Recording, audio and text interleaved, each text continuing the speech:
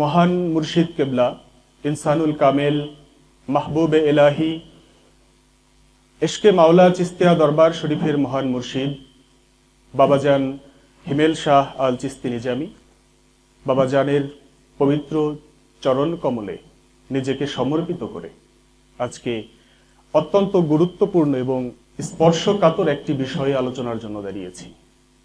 আলোচনার শুরুতে সেজদা ভক্তি জ্ঞাপন করি সরওয়ারে কায়নাত সৈয়দুল মুরসালিন রাহমাতুল আলামিন হযরত মুহাম্মদ রাসূলুল্লাহ সাল্লাল্লাহু আলাইহি ওয়াসাল্লাম পাক পাঞ্জাতন মৌলা আলী কারামাল্লাহু ওয়াজহু হতে আগত তরিকা সমূহের সকল পীর মাশায়েখ জগতের সকল মহাপুরুষ সকলের রুহানি চরণ কদমে নিজেকে সমর্পিত করে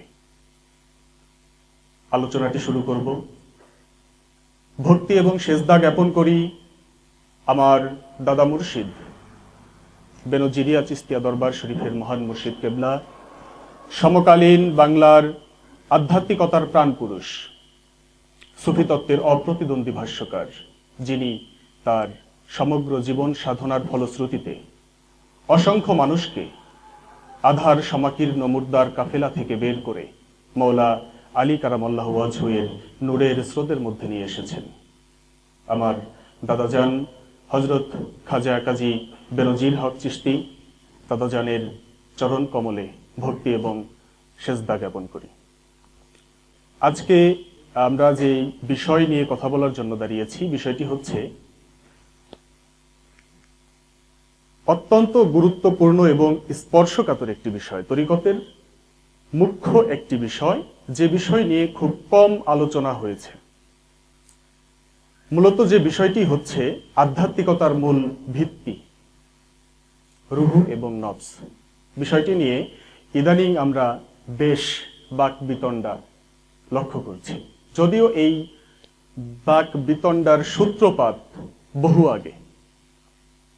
ইদানিং আমরা লক্ষ্য করছি বেশ কিছু নব্য সুফি যারা ইদানিং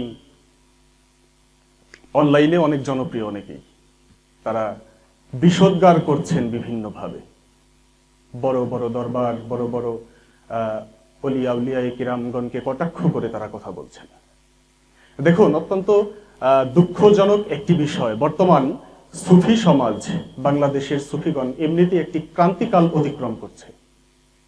আমরা খুব দুঃসময়ের ভেতর দিয়ে যাচ্ছি এই সময়টাতে। একদিকে ওহাবি খারেজি আগ্রাসন, সুফিদের উপর চলমান ওহাবি খারেজি আগ্রাসন, ইতিহাসের জঘন্যতম, ইতিহাসের নিষ্ঠুরতম, নির্মমতম, বর্বরতম আগ্রাসন চালানো হয়েছে সুফি এবং সুফি স্থাপনা সমূহের উপর। এখনো ওহাবি খারেজিদের তীব্র জাতাকলে আমরা পিষ্ট। অপরদিকে দুঃখজনক বিষয়, দুঃখের সাথে আজকে দাঁড়াতে হয়েছে এই বিষয়ে আলোচনা করার জন্য। আমাদের সুফিদের ভেতরে আসলে বাস্তবতাটা হচ্ছে এই যে আধ্যাত্মিকতা, সুফিবাদ, এই জগৎটা হচ্ছে প্রেমের জগৎ। এই জগতের যারাই সবাই হয় প্রেমময়, তারা প্রেম দিয়ে মানুষকে আলিঙ্গন করে, প্রেম দিয়ে মানুষকে গ্রহণ করে। আমাদের মধ্যে নব্য কিছু সুফি যারা বিষোদ্গারের রীতি চালু করে ফেলেছে আমাদের এই সুফি সমাজের ভেতর। অন্যকে ছোট করে নিজে বড় হওয়ার অপচেষ্টা, এটা একটা অপসংস্কৃতি আমাদের মধ্যে চালু হয়েছে।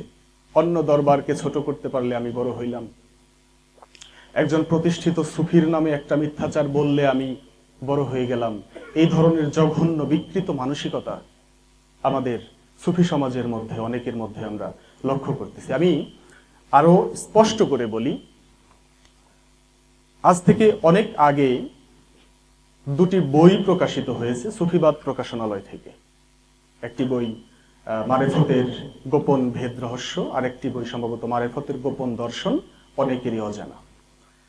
সত্য বলতে এই দুইটা বইয়ের মতো মানে বস্তা পচা আবর্জনার বই আমি এ যাবৎ সামান্য জীবনকালে যতটুকু পড়াশোনা করেছি, এত বস্তা পচা আবর্জনার বই অন্য কোনো বই বাংলার ইতিহাসে, বাংলার ধর্মের ইতিহাসে আমার চোখে পড়ে নাই। এই বইয়ের ভেতরে কি লেখা? বইয়ের ভেতরে আসলে বই ব্যাপী আপনারা ওই যে হাটে বাজারে মলম বিক্রি করতে দেখেন না, তারা যেভাবে মলম বিক্রি করার অ্যাডভার্টাইজিং করে, ঠিক সেরকম কিছু কথা লেখা। কিরকম? লেখকরা সেখানে, অনেকজন লেখক বইটার ভেতরে, একজন না অনেকজন লেখক, একটা প্রতিষ্ঠিত দরবার, সেই দরবারের পীর মাশায়েখগণ, তাদের ভক্তগণ, তারা সবাই মিলে বই দুটো লিখেছে। বইয়ের ভেতরে লেখা একমাত্র তাদের কাছেই নাকি রুহু নফস সম্পর্কে সত্য আছে, অন্য বাংলাদেশ বা অন্যান্য কোনো অলিরা রুহু নফস বিষয়ে সত্য প্রকাশ করে নাই। সেই বইয়ের ভেতরে লেখা, আপনি যদি সত্য পাইতে চান, আপনাকে আপনার পীর পরিত্যাগ করে তাদের বাবার কাছে যেয়ে মুরিদ হইতে হবে। সেই বইয়ের ভেতরে লেখা এইরকম অসংখ্য অসঙ্গতিপূর্ণ অশালীন বিষয় অন্যদের নিয়ে বিষোদ্গার করা। আমি কিছু উদাহরণ দিই। বইয়ের ভেতরে লেখক একটা জায়গায় লিখতেছেন যে ফরিদপুরের আয়নাল বয়াতি, তিনি ওফাত নিয়েছেন কিছুদিন আগে। আয়নাল বয়াতিকে নিয়ে একটা অধ্যায়ে কয়েক জায়গাতে সেই বইয়ের ভেতরে লেখা যে আয়নাল বয়াতি নাকি শেষ বয়সে তাদের দরবারে গিয়েছিলেন। রুহু নফস বিষয় তাদের কথা শোনার পর আয়নাল বয়াতি নাকি তাদেরকে বলেছে যে আমি সারা জীবন ঝিটকা শরীফে পীরদের খেদমত করলাম, জীবন পার করলাম, গোলামি করলাম, ঝিটকাতে আমি কিছুই পাই নাই। অথচ যখন এই আয়নাল বয়াতির কাছে আমরা গেলাম এই কথার সত্যতা জানার জন্য, আয়নাল বয়াতি অত্যন্ত দুঃখের সঙ্গে আমাদেরকে জানাইলেন এটা একেবারে আজগুবি কথা, মিথ্যা কথা, কোনো সত্যতা নেই। তিনি জাহাঙ্গীর সুরেশ্বরীর দরবারে, জাহাঙ্গীর সাহেবের দরবারে কোনোদিন জানি নাই। ঝিটকা শরীফ সম্পর্কে এত বড় মিথ্যাচার সেই দুটা বইয়ের মধ্যে অনেক জায়গায়, এক জায়গা দুই জায়গায় না, অনেক জায়গায় করা হয়েছে। সেই বইয়ে শুধু ঝিটকাকে নিয়ে বিষোদ্গার করা হয় নাই, বিষোদ্গার করা হয়েছে কুষ্টিয়া মনসুর শাহকে নিয়ে, বিষোদ্গার করা হয়েছে, আপনারা জানেন অনেক সুফি সঙ্গীত জগতে হাসান চিশতি অনেক গান লিখেছেন, ইসরাইল শাহ তিনার ভক্ত, সেই হাসান চিশতিকে নিয়ে বিষোদ্গার করা হয়েছে, দেওয়ান আব্দুর রশিদ চিশতি নিজামীকে নিয়ে। ঝিটকার রুহু নফসের জ্ঞান নিয়ে তারা কটাক্ষ করেছে, তারা অশালীন ভাষায়, অসুন্দর ভাষায় কটাক্ষ করেছে। ঝিটকাতে পীরেরা রুহুকে ভাগ করে, পঞ্চভাগ করে, বানর যেমন পিঠা ভাগ করে সেইভাবে ঝিটকার পীরেরা রুহু ভাগ করে। এতটা বাজে ভাষায়, বাজে উপমায় তারা অলিয়া উলিয়াদেরকে নিয়ে কথা বলেছে ঝিটকার। আরো বহু বিষয় যেটা আপনারা বই দুটো পড়লে বুঝতে পারবেন। সেখানে জগতের ইতিহাসে যারা শ্রেষ্ঠতম অলি, মাওলানা জালালউদ্দিন রুমি, ইমাম গাজ্জালি, আল্লামা ইকবাল, তাদেরকে নিয়ে পর্যন্ত কটাক্ষ করা হয়েছে। লেখক কতটা উচ্চমার্গের জ্ঞানী, আমাদের হাসি পায়। লেখক বলছেন যে জালালউদ্দিন রুমি, ইমাম গাজ্জালি, এনাদের চাইতে নাকি মাতাল কবি রাজ্জাক দেওয়ান বড় অলি, তাদের গুরু তুল্য। আমি মাতাল কবি রাজ্জাক দেওয়ানকে ছোট করতেছি না, কিন্তু এই উপমার মাধ্যমে তিনি নিজেই কি রাজ্জাক দেওয়ানকে ছোট করলেন না? যখন বলা হয় রুমির চাইতে, ইমাম গাজ্জালির চাইতে রাজ্জাক দেওয়ান তাদের গুরুর তুল্য। এরকম বহু বিষয় নিয়ে বিষোদ্গার এবং কটাক্ষে পূর্ণ সেই বই দুটো। ঝিটকা থেকে প্রতিবাদ জানানো হলো, তাদেরকে বলা হলো আপনারা এভাবে না লিখে আমাদের সঙ্গে রুহু নফস বিষয়ে আলোচনা করতে পারতেন। তারা তাদের আরো কুৎসিত জঘন্য চেহারা আমাদেরকে দেখিয়েছে, আলোচনায় তারা বসে, তারা তাদের সেই অপপ্রচার অব্যাহত রেখেছে। ঝিটকা শরীফ আমরা জানি হযরত আহমদ কৌসার আলী চিশতি ওরফে জিন্দা শাহ, দেওয়ান আব্দুর রশিদ চিশতি সহ তারা বাংলাদেশে সুফিবাদ প্রচার প্রসারে তাদের কত সুদূর প্রসারী অবদান। যাক, সেদিকে বিস্তারিত আজ যাব না। আজকে আমাদের যেই মুখ্য বিষয় রুহু নফস বিষয়ে আলোচনা করা, সেই বিষয়টি আমরা আলোকপাত করার চেষ্টা করব। আশা করি তাদের ভুল ভাঙবে। তারা শুধু ঝিটকা নয়, সমগ্র পৃথিবীর সুফি সমাজ, অলি সমাজকে হেয় করে, ছোট করে ক্রমাগত যে বিষোদ্গার করে যাচ্ছেন, আমাদের এই আলোচনার মাধ্যমে আমরা আশা করি তাদের ভুল ভাঙবে। তারপরও আলোচনার প্রারম্ভেই বলে রাখি, রুহু নফস বিষয়ে আমাদের সাথে আলোচনার দরজা আপনাদের জন্য সবসময় খোলা। এটা আমরা পূর্বেও বলেছি, যে কোনো দিন যে কোনো স্থানে রুহু নফস বিষয়ে আপনাদের সঙ্গে আমরা আলোচনায় বসতে রাজি। তারা এখনো পর্যন্ত সরাসরি তাদেরকে আহ্বান করা হয়েছে, তারা আসেনি। এই বিষয়টি নিয়ে যখন আমার দাদা মুর্শিদ বেনজিরিয়া চিস্তিয়া দরবার শরীফের মহান মুর্শিদ কেবলা হযরত খাজা কাজী বেনজির হক চিস্তি নিজামী তিনি যখন আওয়াজ তুললেন, কথা বললেন যে তোমরা যে সকল অলিকে ছোট করতেছো, রুহু নফস বিষয়ে কথা বলতেছো, এই বিষয়ে তোমরা জানো না, তোমরা জানো, তখন তারা তাদের সেই কুৎসিত কদর্য চেহারাটি আবার দেখাইল। সদল বলে আক্রমণ করে তারা অনলাইনে, আপনারা যারা অনলাইনে থাকেন তারা জানেন কত কুৎসিত ভাবে তারা গালিগালাজ করেছে খাজা কাজী বেনজির হক চিশতি নিজামীর মতো যুগ শ্রেষ্ঠ একজন অলির প্রতি। তাদের কটাক্ষ আমরা লক্ষ্য করেছি। যাই হোক, আজকের এই আলোচনার মাধ্যমে আমরা পরিষ্কার করতে চাই,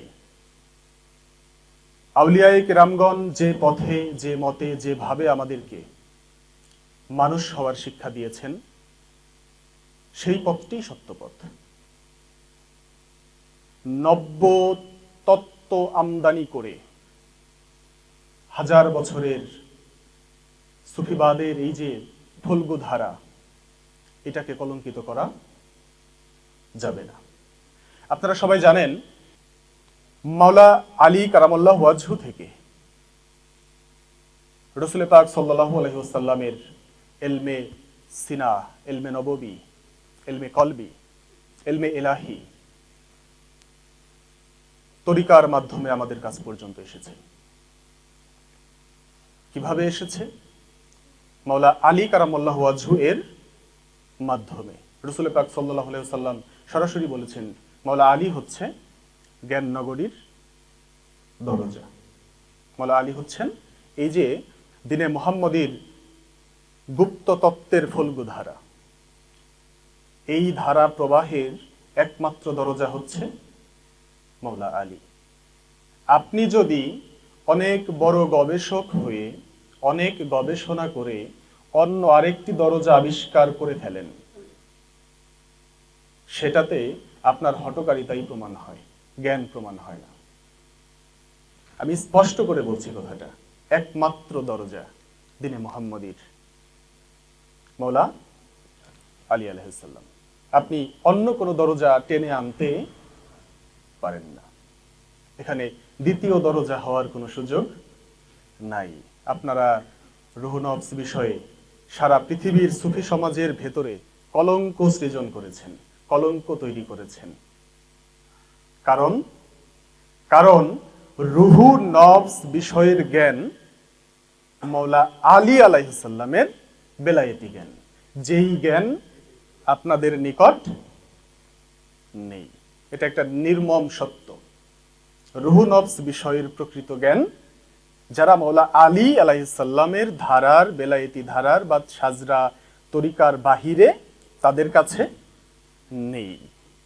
না থাকার ফলে কি হয়েছে? এই না থাকার অপবাদ তো ঢাকতে হবে।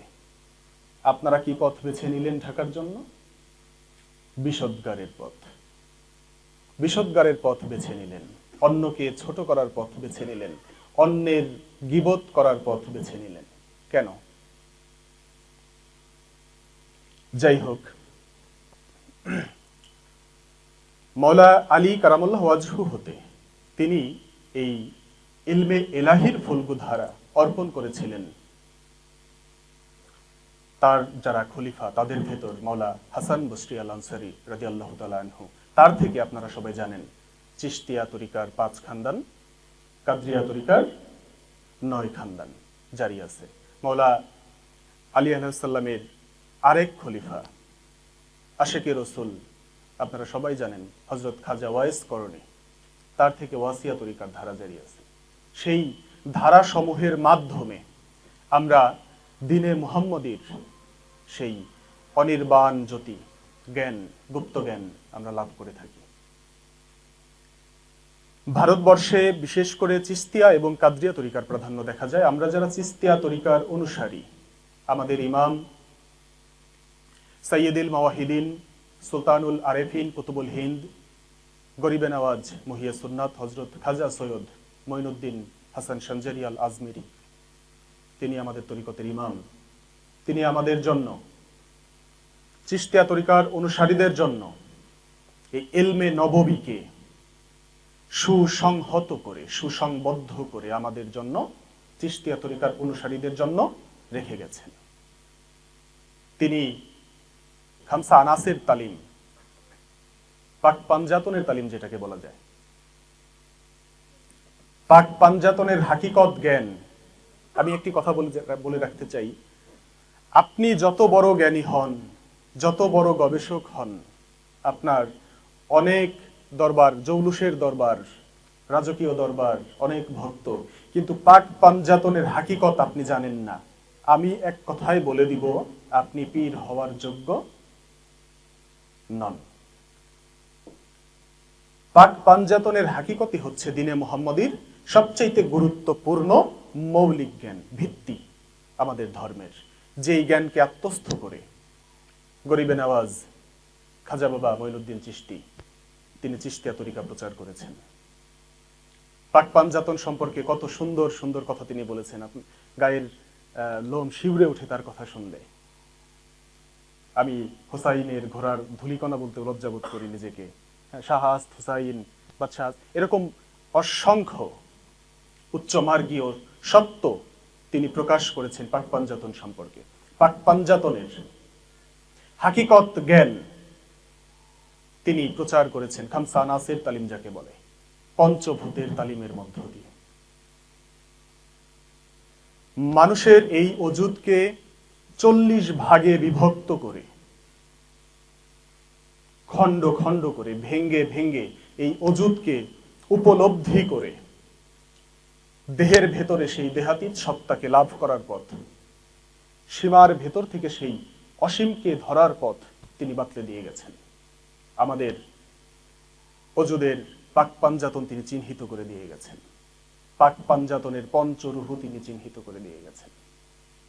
পাক পাঞ্জাতন মানে পাঁচটি অস্তিত্ব, পাঁচটি শক্তি তিনি চিহ্নিত করে দিয়ে গেছেন। পঞ্চনফস তিনি চিহ্নিত করে দিয়ে গেছেন। চিশতিয়া তরিকায়, কাদরিয়া তরিকা তথা মওলা আলী কারামাল্লাহু ওয়াজহু থেকে আগত সকল তরিকার ভেতরে এই তালিমি জ্ঞান, ইলমে নববী প্রবাহিত আছে। আপনি যদি দুর্ভাগ্যক্রমে মওলা আলীর দরজার মানুষ না হয়ে থাকেন, আমি অনুরোধ করব, মওলা আলীর বেলায়েতি দরজা সবার জন্য উন্মুক্ত। সেখানে আসুন, রুহ নফস সম্পর্কে জ্ঞান অর্জন করুন, নিজেকে চিনুন। অযথা বিষোদ্গারের সংস্কৃতিকে পরিহার করুন। অবাক করার মতো একটি বিষয়, যখন একজন পীর নিজে বলে যে জগতে আমার চাইতে বড় পীর আর কেউ নেই, এই মানে একজন সামান্য জ্ঞানী মানুষও বুঝতে পারে সেই মানুষের, যখন কেউ বলে আমার চাইতে বড় পীর জগতে আর কেউ নেই, আমরা এই বাহারি কথা, এই তেলেসমাতি কথা আমরা তাদের কাছ থেকে পেয়েছি, তাদের লিখিত বইয়ে। আপনি আপনার পীর ছেড়ে দিয়ে আমার কাছে এসে মুরিদ হন, বা আমার বাবার কাছে এসে মুরিদ হন, এই আহ্বান যদি আপনাকে কেউ করে, তাকে আপনি কি বলবেন? আপনাকে যদি আমি বলি আপনি আপনার পীর ছেড়ে দিয়ে আমার পীরের কাছে এসে মুরিদ হন, আপনি আমাকে কি বলবেন? ঈমান হরণকারী, তাই তো?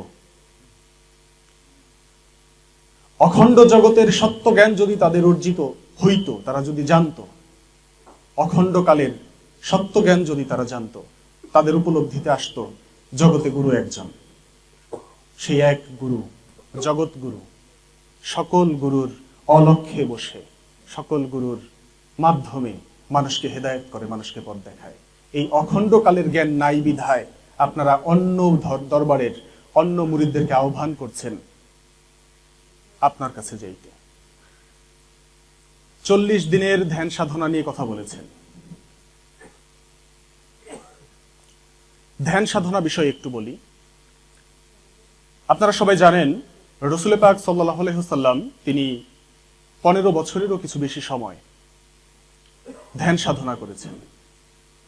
রাসূল পাক সাল্লাল্লাহু আলাইহি ওয়াসাল্লাম থেকে শুরু করে মাওলা আলী আলাইহিস সালাম সাজদার মাধ্যমে আমাদের চিশতিয়া তরিকার এই ধ্যান কিন্তু প্রচলিত। আপনারা জানেন আমাদের তরিকতের ইমাম গরিবে নওয়াজ হযরত খাজা মঈনুদ্দিন চিশতি তিনি ভারতবর্ষে আসার পথে লাহোরে দাতাগঞ্জে বক্স হযরত আলী শেখ হুজাইবি সেই মহান অলির মাজারে 40 দিনের চিল্লাকুশি বলে এটাকে। আমাদের তরিকার অনেক অলি ছিলেন, আউলিয়া ছিলেন যারা 40 দিনের এই ধ্যান সাধনাটি করতেন। আমার তরিকার আমার দাদা মুর্শিদ হযরত খাজা কাজী বেনজির হক চিশতি নিজামী, তিনার গুরু হযরত খাজা রজ্জব দেওয়ান চিশতি, আপনারা গেলে দেখবেন তার বাড়িতে এখনো আছে, আমি ছবিতে দেখেছি। একটা মাটির কুঠুরির মধ্যে তিনি 40 দিন করে ধ্যান সাধনা করতেন। সুতরাং এই যে অহেতুক অনেকগুলো বিষয় নিয়ে আপনারা যেই বিষোদ্গার করে চলেছেন, এই বিষয়গুলো নিয়ে কথা না বললে সাধারণ মানুষদের মধ্যে ভ্রান্তি থেকে যাবে, তারা সত্য এবং মিথ্যার তফাৎটা বুঝতে পারবে না। আলোচনার জায়গাটি যদি জাহাঙ্গীর সুরেশ্বরী সাহেব পর্যন্ত থাকতো তবু একটি কথা ছিল, ইদানিং আমরা লক্ষ্য করতেছি তার পরবর্তী তার দরবারের ভক্তরাও এই বিষয় নিয়ে বিষোদ্গারের অপসংস্কৃতি বহাল রেখেছেন। তারা জোরে সোরে অলিয়া উলিয়াদের বিরুদ্ধে কথা বলে যাচ্ছেন। তারা বলতেছেন বেহুশের চৈতন্য দান আমার দাদা মুর্শিদ হযরত খাজা কাজী বেনজির হক চিশতি নিজামীর লেখা যুগান্তকারী কিতাব, সেই কিতাবের মধ্যে নাকি অসংখ্য ভুল। কোন কিতাবের মধ্যে অসংখ্য ভুল এটা পাঠক বিচার করবে। কাজী বেনজির হক চিশতিকে নিয়ে কথা বলার পূর্বে একটু ভাবা উচিত ছিল আপনাদের, যারা আপনারা এখনো রুহুল নফস বিষয়ে সম্যক জ্ঞান রাখেন না। কাজী বেনজির হক চিশতি সামান্য কোনো চেরাগ না, তিনি স্বয়ং সূর্য, শামস, তিনি তরিকতের মধ্য গগনের সূর্য। তাকে নিয়ে কথা বলার পূর্বে আপনাদের অবশ্যই ভাবা উচিত ছিল, সেটি আপনারা করেননি। তাই আজ আমরা বলতে বাধ্য হচ্ছি, আপনাদের কাছে ইলমে মারিফত কতটুকু আছে, কতটুকু আপনারা জানেন, এই বিষয় বুঝতে পেরে আমাদের হাসি পায়। যখন এই সৃষ্টির সৃজন হয়নি তখন তিনি গোপন গঞ্জমুখফিতে গোপন ছিলেন। সেখান থেকে তার ইরাদার উদয় হলো, তিনি জগতের বুকে প্রকাশিত হবেন। এই ইরাদার উদয় থেকে শুরু করে প্রকাশিত হওয়া পর্যন্ত যেই পথ পরিক্রমণ, এই পথ পরিক্রমণ সম্পূর্ণরূপে না জানলে রুহু নফসের পার্থক্য, রুহের প্রকারভেদ, নফসের প্রকারভেদ আপনারা বুঝতে পারবেন না। জাত আহাদিয়াত পুশিদা ছিল, সেখান থেকে যখন তিনি ওয়াহাদাতে আসলেন তার থেকে 4টি এতবার প্রকাশিত হলো, নূর, এলেম, শহুদ এবং ওজুদ। যখন বস্তু দেহে আসার ইচ্ছে হলো 4টি বস্তু প্রকাশিত হলো, আমরা জানি বাতাস, আগুন, পানি এবং মাটি। সেই এক জাত থেকেই এই 4টি এতবার বাতাস, আগুন, পানি এবং মাটির জন্ম হলো। এই সাফা নূর থেকে বাতাস, আগুন, পানি এবং মাটি, এই পঞ্চজাত থেকে উদ্ভূত হলো 7টি গুণ, 7টি শক্তি। এই যে জাত আহাদিয়াত হতে জাত ওয়াহাদাত এবং জাত ওয়াহাদাত থেকে ওহদাতে প্রকাশ হলেন তিনি, এই যাত্রা পথে সেই এক শক্তি, সেই অনন্ত শক্তি 5 রূপে 5টি ভাগে নিজেকে বিভক্ত করে প্রকাশে এসেছেন। সেই এক শক্তি থেকেই, সাফা থেকেই বাতাস, পানি, আগুন, মাটি। সাফা নূর থেকেই প্রকাশিত হলো রুহু কুদসি। রুহু কুদসির ফেল হিসেবে প্রকাশিত হচ্ছে নফসে রহমানে। এই যে পঞ্চ স্তরে প্রকাশের প্রক্রিয়া, এই প্রকাশের প্রক্রিয়া আপনাকে বুঝতে হবে। অখণ্ড শক্তি যখন নিজেকে প্রকাশ করে, আমাদের দাদা মুর্শিদ তিনি তার একটা আলোচনার মধ্যে অত্যন্ত সুন্দর করে বলেছেন, একই পানি থেকে কুয়াশা হয়, পানি বাষ্প হয়, পানি বরফ হয়, সবগুলোই তো আদি উপাদান হচ্ছে পানি, কিন্তু বরফকে কি পানি ঢাকা যায়? কুয়াশাকে কি পানি ঢাকা যায়? যায় না। অর্থাৎ একই জিনিস স্থান বিশেষে বিভিন্ন নাম ধারণ করে।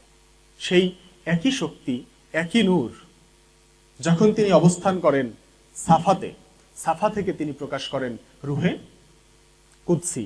রুহে কুদসির ফেলকে বলা হয়, স্বভাবকে বলা হয় নফসে রহমানি। সেই শক্তি যখন বাতাসে তার শক্তিকে প্রকাশ করে তখন তাকে বলা হয় রুহে ইনসানি। রুহে ইনসানি থেকে প্রকাশ হয় নফসে মুতমাইন্না।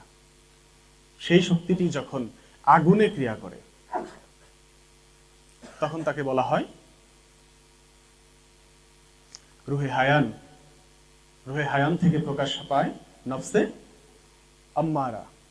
ঠিক এইভাবে পঞ্চভূত থেকে, খামসা আনাস, 5টি ভূত অর্থাৎ 5টি মূল জাত থেকে পাঞ্জাতনের পঞ্চশক্তি প্রকাশ পায়। রুহু প্রকাশ পায়, রুহু থেকে নফস প্রকাশিত হয়। রুহু এবং নফসের অনেক বড় পার্থক্য যদি বলে থাকেন আমি বলবো রুহু নফস আপনি বুঝেন নাই, খুব সূক্ষ্ম পার্থক্য। জাত বা পদার্থ থেকে তার গুণকে কখনো জোরে সরে পৃথক করা যায় না। আপনি ফুল থেকে গন্ধকে পৃথক করতে পারবেন? ফুল থেকে গন্ধ পৃথক করা যায়?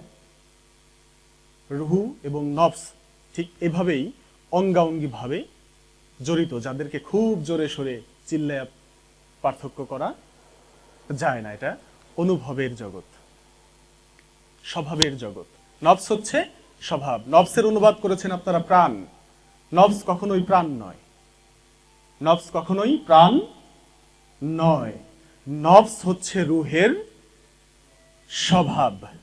নফস হচ্ছে রুহের স্বভাব।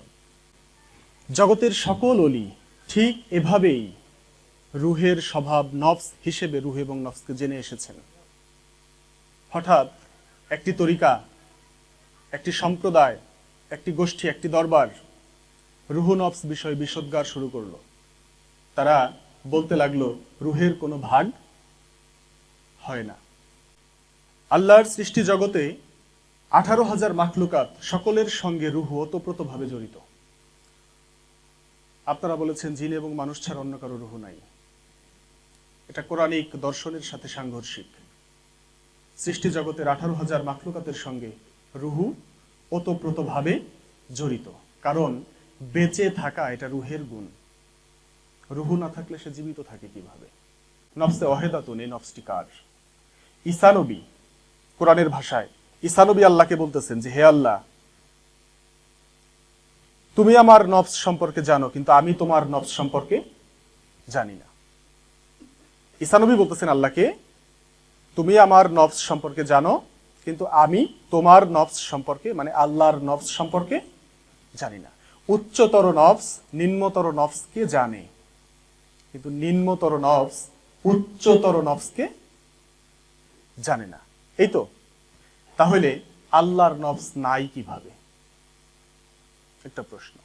এই আল্লাহর নফসের কথা আল্লাহ অন্যত্র বলেছেন কোরআনে, আমি আমার নফস দ্বারা তাদেরকে ভয় প্রদর্শন করি। আল্লাহর নফস নাই হলো কিভাবে?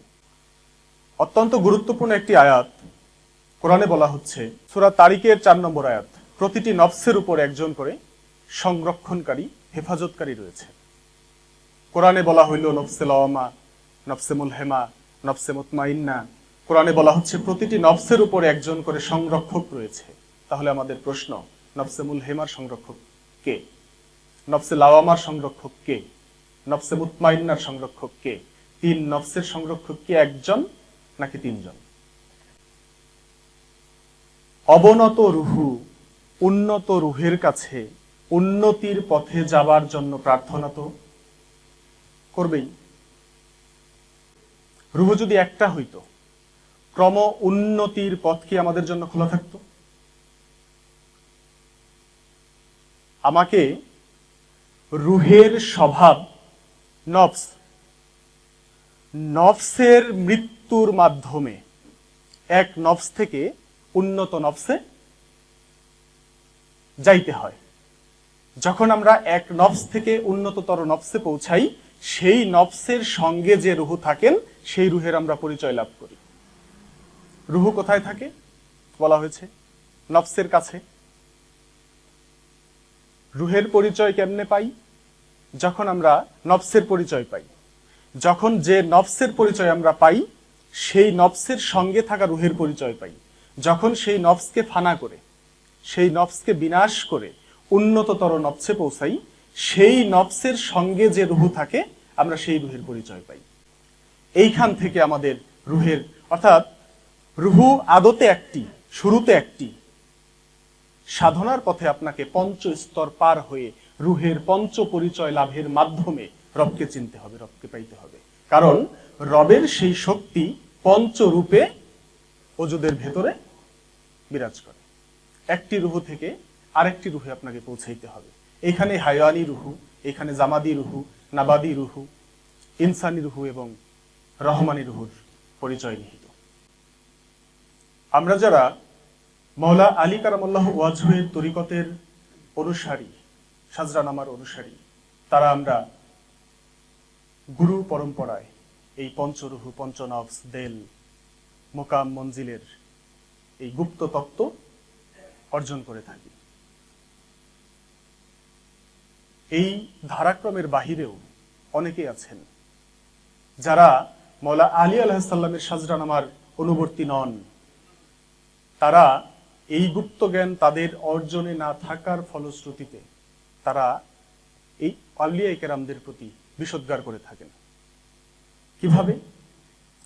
আমি একটি ঐতিহাসিক সত্য বলবো। সত্যটা হচ্ছে, চিশতিয়া, কাদরিয়া, ওয়াসিয়া সহ মওলা আলী আলাইহিস সালাম হতে আগত যে সকল তরিকা, সেই সকল তরিকার বাহিরে আরো কিছু তরিকা কিন্তু সমাজে প্রচলিত আছে। তাদের মধ্যে অন্যতম একটি তরিকা মুজাদ্দিদিয়া তরিকা। আমাদের দাদা মুর্শিদ হযরত খাজা কাজী বেনজির হক চিশতি তিনি তার আসরারুল কোরআন বইয়ের ভেতরে খুব সুন্দর ইতিহাসটি বিবৃত করেছেন। এই মুজাদ্দিদিয়া তরিকা হচ্ছে রাসূল পাক সাল্লাল্লাহু আলাইহি ওয়াসাল্লাম হতে তাদের সাজরানামা শুরু হয়েছে হযরত আবু বকর থেকে। এবং অত্যন্ত হাস্যকর একটি বিষয়, এই আবু বকরকেও আমাদের আজকের আলোচ্য যেই মূল বিষয় জাহাঙ্গীর সুরেশ্বরী সাহেবের রুহু নফস কেন্দ্রিক তর্কের যে বিষয়টা, সেই জাহাঙ্গীর সুরেশ্বরী সাহেব তার বইয়ের মধ্যে বলেছেন আবু বকর ছোট একটি দরজা। এই ছোট দরজাটা কিসের দরজা এটা তিনি স্পষ্ট করেননি, এটি স্পষ্ট করা প্রয়োজন ছিল। হাস্যকর ভাবে তাদের গোজামিল তরিকা, আমাদের দাদা মুর্শিদ বলেছেন গোজামিল তরিকা, হযরত আবু বকরের খলিফা বানানো হয়েছে সালমান ফার্সিকে, হযরত সালমান ফার্সি রাদিয়াল্লাহু আনহুকে। এভাবে সেই মুজাদ্দিদ তরিকার ইমাম, তার নাম হচ্ছে শায়েখ আহমদ সেরহিন্দ। শায়েখ আহমদ সেরহিন্দ, এই শায়েখ আহমদ সেরহিন্দ সম্পর্কে যদি বলি, তিনি ছিলেন একজন কট্টর ওহাবি আকীদার মানুষ, যিনি তৎকালে তার সময়ের সকল ওলিদেরকে কাফের ফতোয়া দিয়েছিলেন। হযরত ইবনে আরাবিকে তিনি কাফের ফতোয়া দিয়েছিলেন, খাজা মুঈনুদ্দিন চিশতিকে কাফের ফতোয়া দিয়েছিলেন। এই কে? শায়েখ আহমদ সেরহিন্দি। শায়েখ আহমদ সেরহিন্দি হচ্ছেন এমন একজন কট্টরপন্থী মুসলিম, যিনি হযরত ইবনুল আরাবির ওহদাতুল উজুদ মতবাদের বিরোধিতা করে ওহদাতুশ শুহুদ মতবাদকে জারি করেছিলেন। জিল্লিয়াতবাদ বলে, প্রতিবিম্ববাদ। এই প্রতিবিম্ববাদ প্রচার করে তিনি তার সময়ের সকল ওলিদেরকে অপমান করেছিলেন, ব্যঙ্গ করেছিলেন, কাফের ফতোয়া দিয়েছিলেন। এই কট্টর মৌলবাদী শায়েখ আহমদ সেরহিন্দি, যিনি তার বইয়ের ভিতরে লিখেছেন গান বাজনা নিষিদ্ধ, এই শায়েখ আহমদ সেরহিন্দ তিনি তার মক্তবাদ শরীফের প্রথম খণ্ডের মধ্যে লিখেছেন এইগুলা, যে কত বড় দেখেন মৌলবাদী হইলে লেখা যায় যে ওয়াসি, রাসূল পাক সাল্লাল্লাহু আলাইহি ওয়াসাল্লামের চাচা আমির হামজাকে যিনি উহুদের প্রান্তরে হত্যা করেছিলেন, এই ওয়াসির মর্যাদা নাকি ওয়াইস করণীর চাইতে বেশি, খাজা ওয়াইস করণীর চাইতে বেশি। ওয়াসির মর্যাদা নাকি খাজা ওয়াইস করণীর চাইতে বেশি। কে লিখেছেন? শায়েখ আহমদ। এরকম বহু মতবাদ আছে তার। তিনি হইলেন আজকে যারা রুহু নফস বিষয় বিষোদ্গার করছেন তাদের তরিকার ইমাম। আপনাদের বিষোদ্গার যে আপনারা করবেনই, এটাই তো আপনাদের সংস্কৃতি, এটাই তো আপনারা শিখেছেন।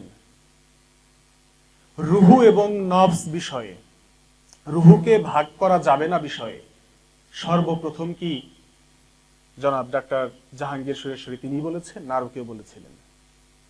আমি একটি তথ্য আপনাদেরকে দেই। রুহুকে ভাগ করা যাবে না এই কথাটি প্রথম বলেছিলেন বহু আগে, আমাদের জাহাঙ্গীর সুরেশ্বরী সাহেবেরও বহু আগে শাহ ওয়ালিউল্লাহ মুহাদ্দিসে দেহলভী। শাহ ওয়ালিউল্লাহ মুহাদ্দিসে দেহলভী বলেছিলেন যে রুহু হইল একটি আলোকের বিন্দু যা পরিবর্তনশীলতা থেকে মুক্ত, রুহের কোনো ভাগ হয় না। শাহ ওয়ালিউল্লাহ মুহাদ্দিস দেহলভী বলেছিলেন রুহু একটি আলোকের বিন্দু যা পরিবর্তনশীলতা থেকে মুক্ত, রুহের কোনো ভাগ হয় না। শাহ ওয়ালিউল্লাহ মুহাদ্দিস দেহলভীকে তাদের তরিকার পূর্বপুরুষ। তার আরো পরিচয় কি জানেন? এই যে সালাফিবাদ শুনি না আমরা, সালাফি, তিনি ছিলেন ভারতবর্ষে সালাফিবাদের প্রবক্তা, আহলে হাদিস দল গঠন করেছিলেন এই শাহ ওয়ালিউল্লাহ মুহাদ্দিস দেহলভী। শাহ ওয়ালিউল্লাহ মুহাদ্দিস দেহলভীর ভক্ত ছেলে আব্দুল আজিজ মুহাদ্দিস দেহলভী, তার খলিফা হচ্ছে সৈয়দ আহমদ বেরলভী। সৈয়দ আহমদ বেরলভী, এই সৈয়দ আহমদ বেরলভী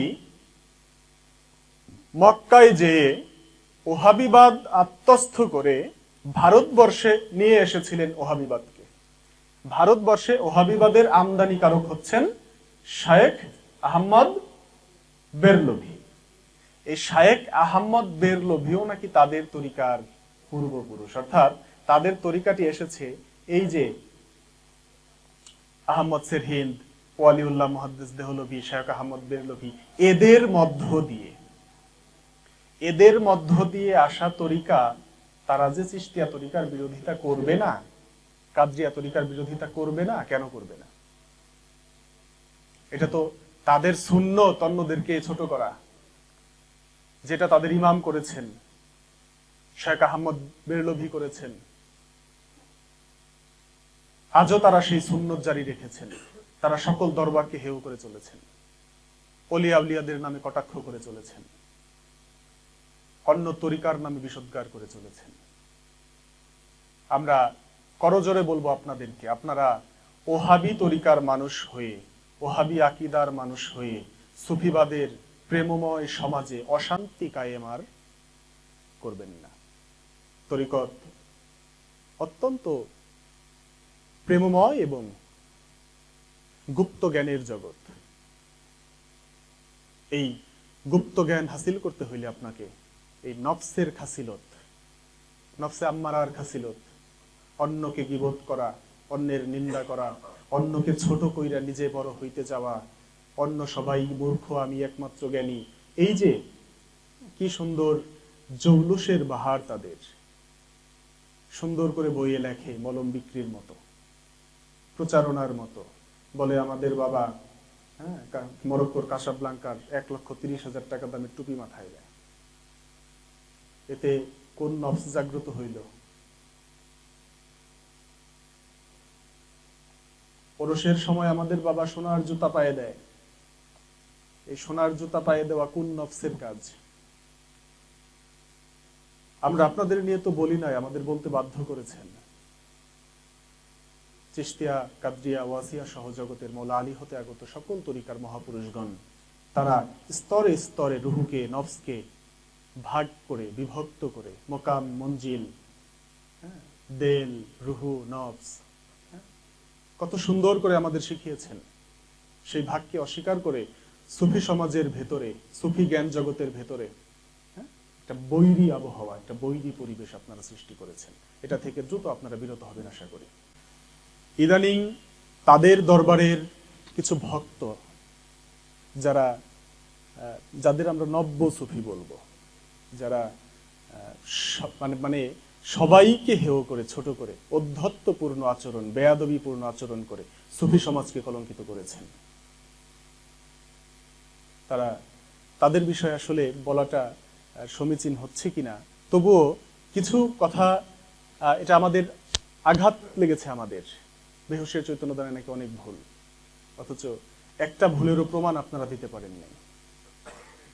মহান মুর্শিদ কেবলা ইনসানুল কামিল হযরত খাজা কাজী বেনজির হক চিশতি নিজামী বাংলার তরিকতের ইতিহাসে কত বড় খেদমত আঞ্জাম দিয়েছেন, এটা বোঝার মতো তকদির আপনাদের নাই। আপনারা বলেছেন 25 সালে ফকিরি আপনারা করবেন, আপনি করবেন, শুধু ফকিরি শিখতে হবে, ঝিটকা এসে শিখে যাবেন। রুহুল নফস বিষয়ে আপনারা যা জানেন, ঝিটকা বাজারে যারা চা বিক্রি করে তারাও আপনাদের চাইতে বেশি জানে। রুহু নফস বিষয়ে ঝিটকা বাজারের চা বিক্রেতাও আপনাদের চাইতে বেশি জানে। শেখার প্রয়োজন হলে এসে শিখে যাবেন। ধ্যান সাধনার স্কুলের কথা বলেছেন।